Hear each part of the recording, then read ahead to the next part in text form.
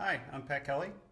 Okay, this is a good problem because they give us one of our infinite series, and if you were working on your own, you might try to use the integral test, but for this particular problem, they're telling us that that's not going to work.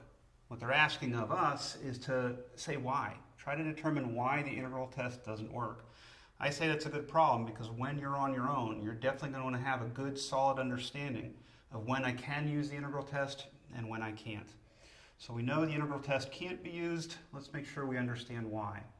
The integral test is always going to start with a function which just parallels the original series, but with an x, wherever there was an n. So that would be my function.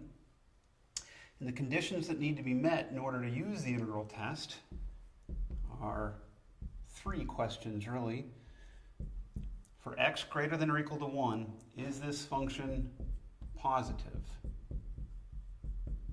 Second question, for x greater than or equal to 1, is this function continuous? And third question, is this function decreasing? So our answer of why we can't use the integral test is going to come from the answer of no to one of these three questions. So let's check them. The first question here is whether this function is positive when x is greater than or equal to 1. They gave us an easy one because right away you can see if we pick an x of 3, negative 1 to the 3 power, any odd power, that's going to be negative. And the denominator is going to be positive because I put a 3 in there, so the overall function will be negative. So that condition is not met. I said they gave us an easy one because the first question came out to be a no. So the question of, hey, why can't you use the integral test? My answer to that is, well, this function is not positive for x greater than or equal to 1.